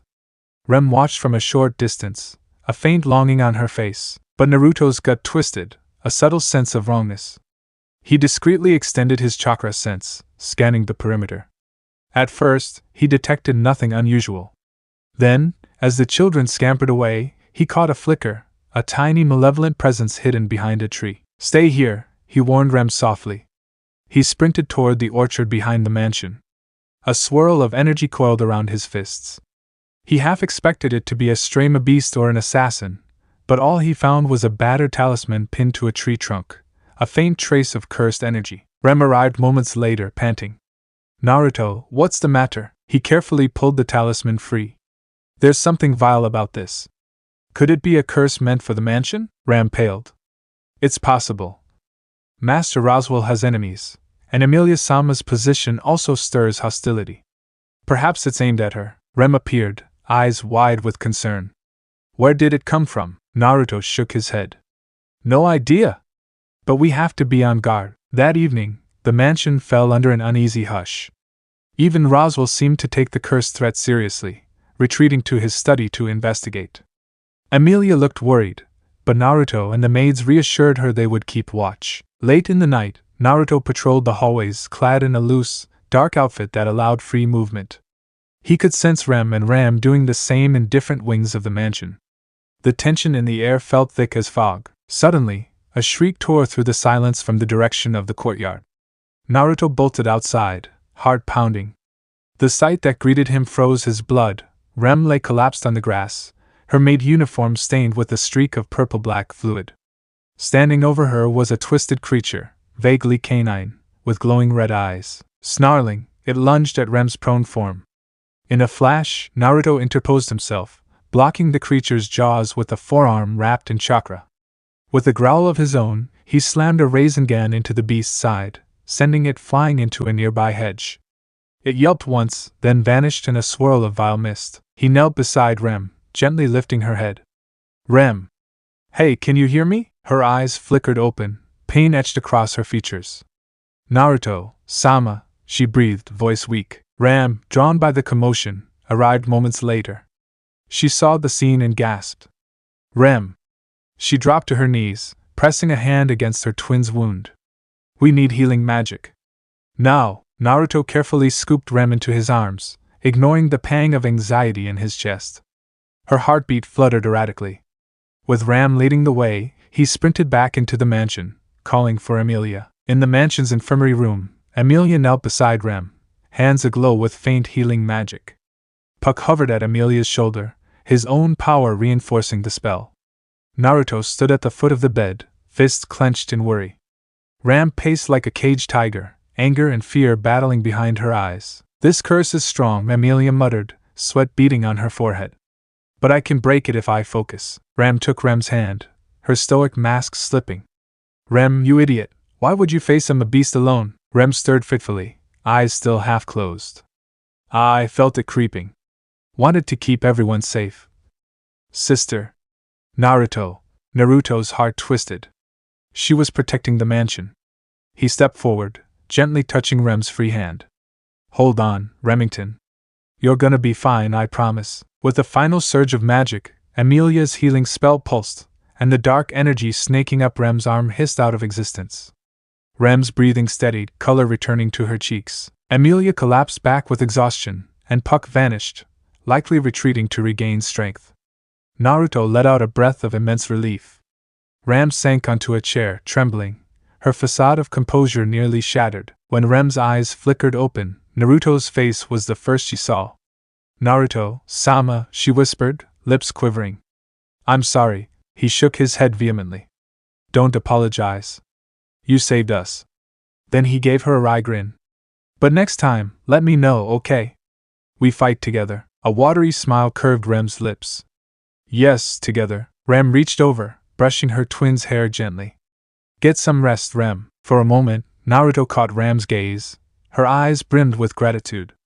She gave him a slight nod, a silent acknowledgement of what he'd done. He nodded back, a quiet understanding passing between them. Rem's recovery was swift, thanks to Emilia's healing and her own sturdy Oni constitution. Within a few days, she was back on her feet, albeit still a bit fatigued. In that time, Naruto rarely left her side longer than necessary, bringing food and ensuring she had everything she needed. When she was finally well enough to walk in the garden again, he offered his arm to steady her. She took it shyly, cheeks tinged pink. Thank you, she murmured. For what? She stopped near a rose bush, the same one they trimmed together days ago. For caring so much. I'm not used to that. Naruto set a gentle hand on her shoulder. You deserve it, Rem-san. You're important to everyone here, especially your sister, and Emilia-san, and me. Her gaze dipped, a soft smile lighting her face. "You're so kind, Naruto-sama," he laughed lightly. "Kindness is something I learned. There were times I was hateful too, but I found another way." Rem wanted to say more, about her guilt, about the night her village was destroyed and her twin lost a horn, but the words caught in her throat. Instead, she stepped closer, resting her head against Naruto's chest, letting the softness of his chakra aura wash over her. He tensed for half a second in surprise, then relaxed, wrapping an arm around her in a comforting embrace. Nearby, hidden behind a hedge, Ram watched. Though her posture was stiff, a trace of relief passed over her face. If Naruto can help Rem heal, she thought, then perhaps this life is not so cruel after all. With Rem's recovery, a renewed sense of camaraderie spread through the mansion. Naruto found himself balancing tasks, assisting Emilia with her reading assignments, sparring with Ram in the courtyard to improve her mana channeling technique, and occasionally fetching new books for Beatrice. Each evening, they'd gather for dinner, and each evening the atmosphere grew more relaxed, more familial. Even Roswell's theatrics seemed subdued, as though he quietly approved of how everyone had grown closer. Emilia continued to confide in Naruto about her fears of the royal selection, but every time, he reassured her she wouldn't face it alone. Their late-night chats on the balcony became something of a ritual, each conversation bringing them closer to a gentle, unspoken affection. Rem hovered near him during daily chores, occasionally flustered but always smiling. The gratitude and warmth in her eyes told him that the fortress around her heart had begun to crumble. Ram, while still strict, began to show a dry sense of humor around him, soft barbs that were less insulting and more playful. She acknowledged his strength and reliability, letting herself relax in his presence. Beatrice grudgingly admitted that Naruto brought her the best cookies, quickly hiding her delight under a stiff "Betty merely finds them tolerable, I suppose." She pored over the strange texts Naruto sometimes found in the capital, hungry for knowledge beyond the archaic volumes in the library. One late afternoon, after another day of training, chores, and quiet laughter, Naruto, Emilia, Rem, and Ram gathered by the orchard near the mansion. The setting sun cast long shadows over the grassy field, painting the sky in fiery gold and pastel pink. Ram had prepared a small picnic spread, an unusual indulgence for her. Emilia and Rem set out teacups, while Naruto stretched out on the grass, enjoying the cool breeze. The orchard's trees swayed gently, leaves whispering secrets of the coming twilight. Emilia poured tea for everyone, her face relaxed, almost glowing with contentment. Rem offered Naruto a slice of pie, her eyes brimming with gratitude each time they met his. Ram, for once, simply let the moment unfold without teasing. Sipping tea, Naruto glanced around at these people who had become so dear to him. They were all so different, a half-elf straining against prejudice, demon twins haunted by the past, an eccentric Margrave who might hide deeper mysteries, a tiny spirit girl in a massive library, and him, a shinobi from another world, carrying the burden of a return by death power. For whatever reason he was brought to this world, he was going to make sure to protect these new bonds he merged. The first light of morning spilled through the tall windows of Roswell's mansion, illuminating the polished floors and casting elongated shadows down the corridors. Birdsong drifted in from the surrounding gardens, a gentle prelude to a day filled with purpose. Naruto Uzumaki rose from his bed with a sense of renewed determination. As he strode through the halls, the faint stirring of servants and maids beginning their day filled the quiet spaces. Rem, the gentle blue-haired maid, appeared around the corner carrying linens. Her surprise gave way to a soft smile. "Naruto-sama, you're up early." "I've got a lot on my mind," he replied with a warm grin. "Today's the day I start putting more plans into action." She tilted her head. "Plans?" He tapped the side of his head. "Gotta learn everything I can about this country, economics, geography, alliances, you name it. And I can't do it alone, so guess I'll be making use of a special jutsu soon." Rem didn't press further. She'd grown accustomed to the way Naruto sometimes spoke of jutsu and chakra. But her curiosity was piqued. "Will you need my assistance?" she offered earnestly. He paused. Something about her sincerity, the way she always wanted to help, tugged at his heart. "Sure, if you're free. First, though, let's gather everyone for a quick talk." A few minutes later, they stood in the mansion's smaller dining room, a cozy space with a round table near a window overlooking the courtyard. Ram, the pink-haired twin, stood beside Rem, arms folded in quiet observation. Emilia arrived shortly after, silver hair cascading down her shoulders. Her amethyst eyes held a hint of lingering drowsiness but also a warm curiosity. I wonder what's got you so energized, Naruto, Emilia said, stifling a little yawn. Naruto smiled, his whisker-like marks shifting. Let's call it a strategy meeting. I've realized that if I'm staying here, if I'm going to help you with the royal selection and protect this place from threats, I need to understand everything. And I do mean everything. Ram raised an eyebrow. You intend to become a scholar overnight? He laughed. Not exactly. But I learned something in my old life. Knowledge is power.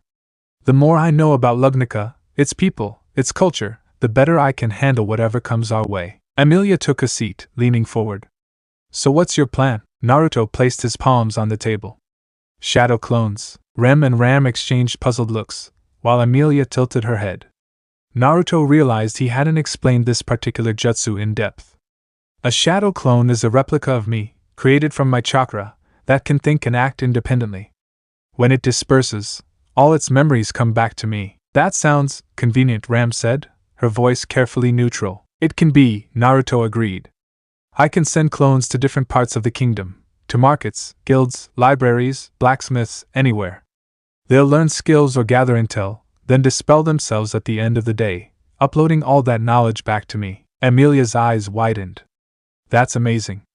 You could learn so much in such a short time. Naruto nodded. Exactly. But I'll need money to travel or to pay fees. And I can't just rely on Roswell's generosity forever. Emilia frowned. He wouldn't mind supporting you, I think. Naruto's expression grew determined. I want to earn my own way. I have some ideas. Maybe take on short-term jobs or tasks in the capital. My clones can help with manual labor or errands, while other clones gather knowledge. I want to do everything I can to stand on my own feet. A fond smile tugged at Rem's lips. You've thought this through. I have, Naruto said. But I still need your help, all of you. Emilia-san, I'd like your advice on places where I can learn about the royal selection's rules, or who the important nobles and knights are. Ram-san, I'd love your guidance on local customs and any rumors or back channels. If I don't understand the culture, I might offend someone or miss crucial information. Ram nodded, her eyes narrowing with a new respect. That's wise. Many foreigners stumble because they dismiss etiquette. Lugnica's aristocrats can be particular. Emilia clasped her hands together. I'm honestly amazed, Naruto-san. You're putting so much effort into this. I'll help in any way I can. Naruto's gaze softened as he looked at her. Thanks. The royal selection is as important to me as it is to you, maybe more. I want you to succeed, but not just for the throne. I want the people here to see you the way I do, kind, worthy of respect, and someone who genuinely cares. Emilia blushed faintly. You're always so sure of me, he grinned. Comes with the territory. I believe in my friends. They spent the next half hour mapping out a rough schedule. Naruto outlined the areas he wanted to cover first: economics, the different forms of currency, trade routes, major guilds, and how merchants operate; geography, the layout of Lugnica, its borders, the demi-human federation, Camaraderie, and other nations; politics, key noble houses, the structure of the royal selection, the factions that might oppose Emilia; magic and guilds, where to find libraries, magical instructors, blacksmiths, or adventurer guilds. By the end, Rem and Ram had each taken notes for him. Rem's notes were tidy, while Ram's had brief but critical insights. Emilia shared a short list of political figures she'd encountered: Anastasia Hashin, Priscilla Bariel, and Crush Karsten. When they concluded, he rose to his feet. That's settled. I'll create my clones outside in the courtyard. Let's get started. Emilia smiled with bright-eyed support. Rem and Ram exchanged determined glances, and together they embarked on the first day of Naruto's Operation Learn Everything. Outside in the mansion's expansive courtyard, Naruto stood on the trimmed grass, arms crossed, surveying the early morning light. The red-tiled roof of the mansion gleamed overhead, and the scent of dew-coated flowers wafted by on a gentle breeze. Rem stood nearby, carrying a small bag of coins, pocket money Roswell had provided to aid in Naruto's exploration. Rem watched from the stone steps, somewhat intrigued, while Emilia remained inside to study for the day. All right, Naruto said softly. Kage Bunshin no Jutsu. He formed his fingers in the form of a cross, channeling chakra from his core to his hands. A burst of swirling energy enveloped him. In the next moment, 300 identical Narutos popped into existence around him, each wearing that same grin. Rem's eyes widened in wonder, though she'd seen him do it once before. Ram's eyebrows shot up a fraction, a rare display of overt surprise. "All right," Naruto said, addressing his clones like a squad captain. "You guys know the plan." The first set of clones would head to the capital's library, gather any book they can on Lugnica's laws, recent political events, and the royal selection. The second set would check out the Mage Guild, learn about how magic is studied, what elements are common. The third set would visit the Merchants Guild, understand currency exchange, trade, anything about Camaraderie and the economics of this world. The fourth set would look for potential part-time jobs or errands. The fifth set would scout out rumors on the other royal candidates, Crush, Priscilla, and Anastasia. And the final set would investigate adventurer guilds, night training halls, or anywhere we can sharpen our combat knowledge about local beasts and threats. Each set of clones nodded, saluting as though they were true shinobi in the field. "Try not to stir up too much trouble," Naruto cautioned with a grin. "I mean it," all 6 clones shouted in unison. "We got it, boss." Then dashed out of the courtyard with the agility only a trained ninja could muster. Rem watched them go, her expression reflecting equal parts awe and curiosity. Ram, regaining her composure, made a small huffing sound. "Fascinating technique," Ram commented. Though the idea of hundreds of an identical person running around might terrify some, Naruto scratched the back of his head. "I'm sure they'll be fine." He turned to Remington. "Thanks for the coins. That'll help them pay for library fees or any small bribes." Rem shook her head gently. "It's Roswell-sama's money, but I'm sure he won't mind. You're working hard for Emilia-sama's sake, after all." Naruto's eyes lit up. "Yeah. And since the clones have it handled, maybe we can do some hands-on training ourselves." Rem blinked, slightly flustered. "Training? With me?" He nodded. "Of course. You're strong, Remington. I want to understand how you fight, and how I can support you. We never know when another threat, like that Mabeast or Elsa, might appear." Ram cut in. "If you're training, I'll observe. I'd like to see how this so-called shinobi fights, aside from that swirling sphere attack you used." Naruto's grin widened. "Cool. Let's find a good spot away from the mansion so we don't wreck anything." Within minutes, they had walked to a spacious clearing behind the orchard, surrounded by a gentle rise of hills. The morning sun had climbed higher, casting warm light over the grass. A mild breeze rustled the leaves in the orchard behind them. Naruto rolled his shoulders. "All right, Rem-san, whenever you're ready." Rem inhaled, focusing. Her demure-maid persona slipped away like a veil, revealing a quiet intensity in her stance. She summoned her morning star, a spiked flail she kept hidden in the mansion for emergencies. Rem watched with arms folded. "Don't hold back," Naruto said. "Consider this a serious spar." A shy determination shone in Rem's eyes.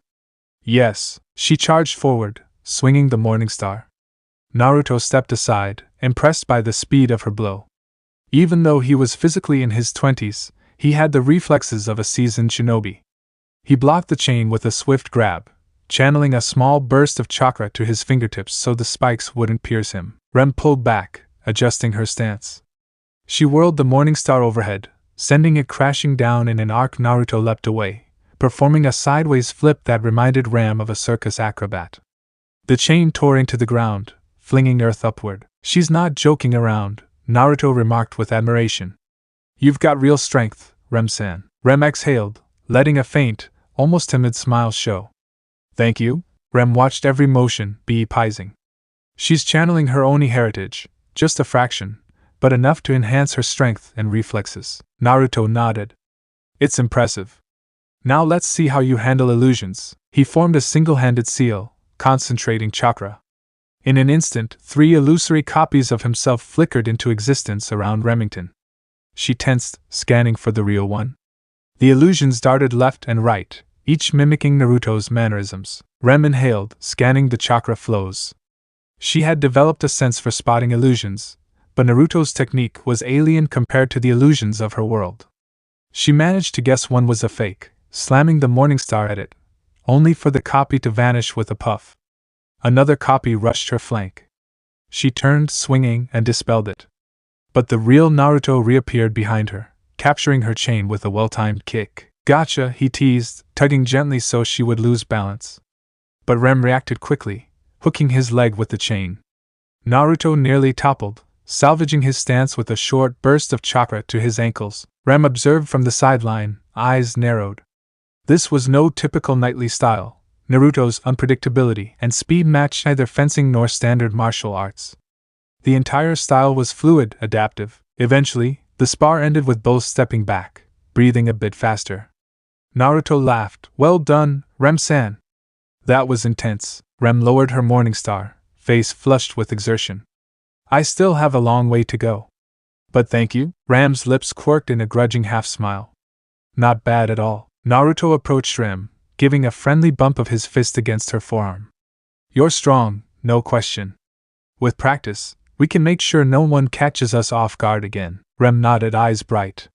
I'd like that. At that moment, a plume of smoke erupted behind them, a shadow clone dispelled from somewhere in the capital. Naruto froze, absorbing a sudden rush of memories. The clones that had visited the library discovered a wealth of books on Lugnica's founding, the role of the Great Dragon, and a few obscure references to the Witch of Envy. The knowledge flooded Naruto's mind in a dizzying swirl. Ram and Rem exchanged worried looks. Naruto? Rem asked, stepping closer. He took a breath, letting the memories settle. One set of clones is already down. Must have gotten what they needed from the library. I just got a bunch of new info on the kingdom's history. You got it? Ram repeated, her voice tinged with disbelief. Naruto tapped his temple. I remember it like I read it myself. This is why the clones are so useful. Rem and Ram exchanged glances. Both looked impressed, maybe a little stunned. Naruto inhaled slowly, calming the mental deluge. Now I know about the Dragon Pact, the founding of Lugnica, and the significance of the royal selection in the wake of the king's death. This is just the beginning. He turned his gaze toward the horizon, that fiery determination ablaze in his eyes. I'm going to learn everything. And in the process, I'll carve out a future where everyone here can thrive. By midday, several more clone groups had dispersed. Each time, Naruto jolted with a slight shock before receiving an avalanche of fresh knowledge. Rem and Ram found it surreal to watch him pause mid-conversation or training, eyes unfocused as he processed the memories. Then he'd exhale, rub his temples, and grin. All right, he muttered after the third time, I've got the basics on currency, trade, and some local guilds. Also found out where to buy forging materials for cheap. That's going to help if we ever need to craft or repair weapons. They were on the mansion's terrace now, taking a break.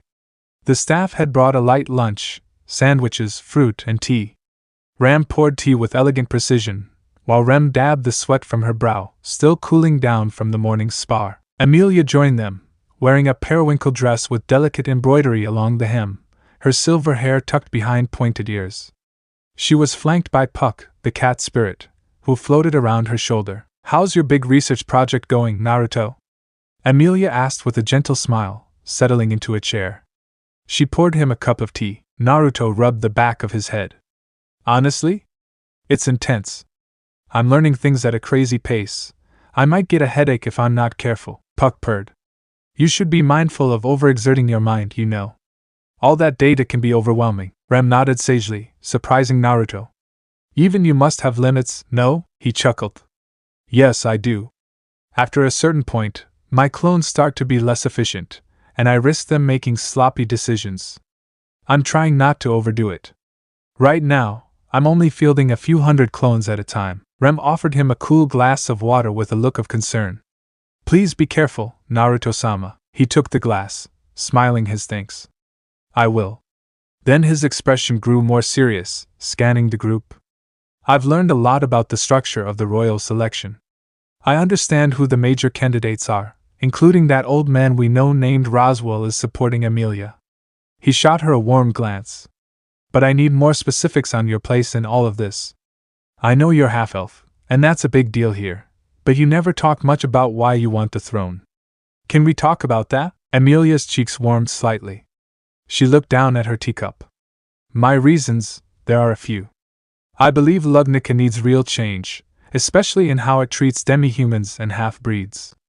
I want to prove that no matter your heritage, you can do good for this kingdom. Plus, I owe Roswell-san for helping me in my darkest times. This is part of my contract with him. Naruto leaned forward, sincerity in his eyes. Hey, that's more than enough reason. I just want to make sure I can support you fully. If you're facing prejudice, I need to know the best ways to fight it. Emilia's gaze flicked up, meeting his. Naruto-san, you say these things so easily, but prejudice isn't something you can punch away. It's centuries of fear and resentment. He softened. In my home, people hated me for something I had no control over, for an entity that used to be sealed inside me. I spent a long time trying to earn their acceptance. Eventually, I did. Now, I get that it's not going to be the same here, but I believe we can change hearts if we keep showing who you really are. A grateful smile touched her lips. Thank you, she whispered, voice thick with emotion. Rem set down the teapot. Speaking of acceptance, if you plan to handle any official or semi-official tasks for Emilia-sama, you'll need credentials. The night training halls or local guild associations might require you to register. Naruto's eyes gleamed. Good point.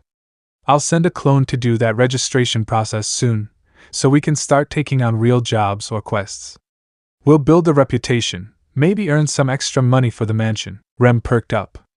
I've heard the guild pays bounties for dangerous creatures or bandits that plague the roads. Maybe your clones can gather intel on that too. Will do, Naruto said. He took a sip of tea, letting a moment of comfortable silence settle. Puck lounged on Emilia's shoulder, blinking lazily. The half-elf looked from Rem to Ran to Naruto, her heart clearly brimming with quiet affection for how they all worked together. Eventually, Naruto stood. All right, break's over. Time for me to check in with the next wave of clones. He stepped away from the table, forming a single seal. 5 more shadow clone groups popped into existence, startling a passing maid who nearly dropped a tray. Naruto laughed sheepishly. Sorry, turning to the clones, he rattled off orders. Group 1, head to the adventurer or mercenary guild. Start forging connections, see if we can sign up for bounties or quests. Group 2, investigate local craftsmen, blacksmiths, enchanters, tailors. Learn the secrets to forging or enchanting gear. Group 3, seek out rumors about curse incidents or witch cult sightings. We can't be too careful about hidden threats. Group 4, explore the subcultures, maybe the slums or hidden markets. Places people rarely talk about. Group 5, gather common folks' opinions on the royal selection. We want to know the sentiment on the ground. They each nodded, then dashed away in different directions. Emilia watched them go, a blend of admiration and mild concern on her face. You're going to know more about Lugnica than Roswell-san soon. Naruto let out a breath. That's the plan. The more I know, the better I can protect everyone and help you become queen. Emilia's cheeks colored slightly at his direct support. Thank you, she murmured. Rem smiled softly, setting her teacup down. You really are incredible, Naruto-sama. Ram gave a small sniff. We shall see how you handle this barrage of information. Don't come crying to me if you fry your brain. Naruto laughed. I'll be careful. But I can't promise not to cry if I really do overload. With that final jest, he stepped out onto the lawn, gazing at the city skyline in the distance. The day was young, and his clones were working tirelessly. Soon, he'd have a mountain of new experiences and facts to process. He clenched his fists, the memory of all his hardships and his old world coursing through him. This time, he whispered under his breath, I'll make sure to seize every advantage. I won't let any friend die or suffer because I wasn't prepared. The promise resonated in his heart like a drumbeat, driving him forward. That evening, Naruto found himself in Roswell's grand library, immersed in a stack of tomes that Beatrice had grudgingly permitted him to borrow, provided he sat under her watchful eye. The library was a cavernous space, walls lined with towering bookshelves, the smell of parchment and leather a comforting presence. Beatrice stood nearby on a short stepladder, retrieving another dusty volume. She wore her usual frilly pink dress, her blonde hair styled into those distinctive drill-like curls. Humph. If you plan to read all these, I suppose you'll be here all night. I suppose, she muttered, though there was an undercurrent of curiosity in her voice. Naruto closed the heavy tome about the great calamity that once befell Lugnica. I might. Your library's incredible. There's so much knowledge here that's not even in the capital's archives. Beatrice hopped down, hugging the new volume to her chest. Well, obviously, I suppose. This library is unique, a space of knowledge I've maintained for Roswell for many years. Her tone was prim, but her eyes flickered with the faint satisfaction of someone whose domain is admired. Naruto offered a warm smile. Thanks for letting me in. I really appreciate it, Biko. Beatrice's eye twitched. I told you to call me Beatrice, or Betty at most. Not Biko, I suppose, he chuckled, setting the heavy tome aside. Right, sorry, Betty. I just, I have a habit of giving nicknames to people I feel close to. If it bothers you, I'll stop. Her cheeks colored faintly. I didn't say you had to stop. Just, never mind, I suppose. She placed the new tome on the table with a small thump. Naruto's expression softened. I really do want to learn more about you too. Not just to gather knowledge for the royal selection, but because you're part of this household. Beatrice avoided his gaze. No one's asked me that so directly before. He reached for the new tome. Well, if you ever want to share, I'm here to listen. Meanwhile, let's see what this book says. He trailed off, scanning the title, Records of the Witch of Envy. A shudder ran through him. Beatrice noted his reaction. Scared of a little bedtime story, are you, I suppose? Naruto tried to keep his tone light. No, it's just, the name reminds me of something. The voice in his head, the presence that saved him from death. He wondered if Satella was truly the same Witch of Envy or just an echo of her. I'll read it carefully, Beatrice huffed. Don't go blaming me if you have nightmares, I suppose. But as Naruto opened the tome, she stepped closer, as though to keep a watchful eye on him, or to ensure he wouldn't be frightened. A subtle show of concern, even if she denied it. They spent an hour in companionable near silence, Naruto flipping pages, occasionally asking her about terms or referencing other volumes. She answered with measured patience, occasionally showing a flicker of eagerness when the topic turned to advanced magical theory. For the first time, Naruto glimpsed the intellectual passion that lurked beneath her prickly exterior. Eventually, the door creaked open. Rem stepped in, her voice hushed. Naruto-sama, it's quite late. I brought you a snack. She froze upon seeing Beatrice glare daggers at her. Oh, I'm sorry, am I interrupting? Beatrice sniffed. It's fine, I suppose. But do not let your snack crumbs fall onto my books. Rem bowed. Of course not. She handed Naruto a small tray with tea and biscuits. You've been studying so hard. I was worried you hadn't eaten. Naruto's face brightened. Thanks, Rem-san. You're a lifesaver. Rem glanced at the open book. The Witch of Envy. Are you sure you should read that before bed? He took a biscuit, chewing thoughtfully. I've faced scarier things, trust me. Besides, knowledge is the best weapon against fear. He shot her a reassuring look, then paused, noticing the dark circles under her eyes. Wait, you look tired. You should rest. She shook her head. I'm fine. I just wanted to see if you needed anything, and to thank you for training with me today. He felt the warmth in his chest, recalling their spar, how determined she'd been. You're really strong, Rem-san. I'm proud to be your sparring partner. She bowed slightly, cheeks pink. Then, if you need more help, just call me. As she turned to go, Naruto couldn't help but admire her dedication. She's always putting others first. He made a mental note to do something nice for her soon, maybe a personalized gift, or a day off to do something she enjoyed. Once Rem left, Beatrice spoke up.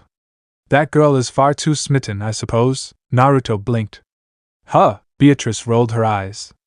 How can you be so dense, I wonder? She's practically glowing whenever you're around, I suppose. He opened his mouth, then closed it, a slight heat touching his cheeks. I just want to be there for her. But I also, I care a lot about Emilia too. And you, he added hastily, turning pink. I want you all to be happy. Beatrice stared, then gave a small, surprisingly gentle laugh. You're hopeless, I suppose, he grinned sheepishly. I guess so. With that, they returned to reading. But Naruto's thoughts lingered, drifting over the blossoming bonds he was forming. Emilia, with whom he felt a warm, supportive closeness. Rem, whose eyes lit up with admiration every time they trained or talked. And Beatrice, who tried to mask her lonely heart with prickly banter but clearly enjoyed having someone to share her library with. I want them all to smile, he thought. I'll do whatever it takes. He resumed reading about the Witch of Envy, heart thumping at the memory of the voice in his head. I love you, my savior. He had a suspicion that learning everything about the witch might lead him to an answer about his own presence in this world, and about the power of return by death he'd inadvertently received. Early the next morning, a throng of people crowded the shopping district in Lugnica's royal capital. Vendors shouted praises of their produce, wagons rattled along the cobblestones, and the smell of grilled meats mingled with sweet pastries. Naruto found himself among the bustling crowd, accompanied by a clone from Group D and E, both still active from the previous day. "What's the plan, boss?" Clone D asked, crossing his arms. Naruto scratched his chin. "We need to earn some coin, but also keep our ears open. One of us can do physical labor, another can gather info. Meanwhile, the original me will be around to help coordinate." The clones saluted. Clone D peeled off to a row of stalls that displayed signs seeking extra hands for unloading cargo.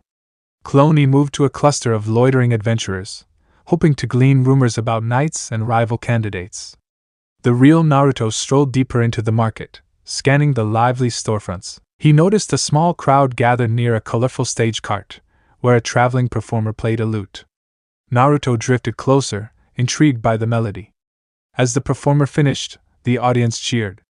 In that moment, Naruto overheard two merchants discussing something in hushed tones. Heard Lady Crush is expanding her farmland operations. Anastasia's pushing some new trade routes. Naruto's ears perked. Crush Karsten. Anastasia Hashin, two of the main royal candidates. He quietly joined them with a friendly smile. "Excuse me, I'm a bit new to this city. Did you say something about farmland expansions?" The merchants eyed him warily but relaxed when they saw his disarming grin.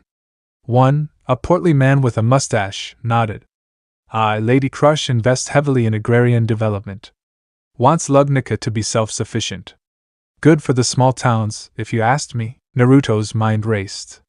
"That might help me figure out what kind of policies Crush will push if she becomes queen." "Interesting. Is she well-liked?" "Oh yes," the merchant said. "She's got a reputation for honesty. They say her eyes can see through any lie." Naruto whistled. "That's a handy skill." He turned to the other merchant. "What about Anastasia?" The second merchant, a tall woman with a broad hat, shrugged. "Miss Hashin is a cunning one. She's all about profit. Rumor has it she can turn any situation into a business advantage. But folks in the capital like her because she revitalizes trade. She might be from Camaraderie, but she invests in Lugnica, so it's complicated." Naruto grinned. "Sounds complicated indeed. Thanks for the info." He waved goodbye, slipping away into the flow of pedestrians. Crush and Anastasia, so that's what they're up to. He mentally stored that data for Emilia's future strategy. Turning a corner, he nearly collided with an old acquaintance, Felt. The blonde teenager who once stole Emilia's Insignia. She wore patched-up clothes and carried a small bag of produce, glaring at Naruto through her fiery red eyes. "Yo, old man Naruto," she greeted sarcastically. "Still with the old man jokes, huh?" Naruto teased back. "And hey, I'm not that old. Maybe a few decades in experience, but physically I'm in my prime," Felt huffed. Yeah? What are you doing here?" "Gathering info, earning some money. Trying to help a friend with the royal selection," he said honestly. He gazed at Felt, noticing she carried a vegetable satchel. "What about you? Stocking up for old man Ram?" "Something like that," she muttered, shifting her weight. Her expression softened slightly. "Look, I owe you for that time you didn't rat me out to the knights." "Ram says thanks too," Naruto smiled. "No problem.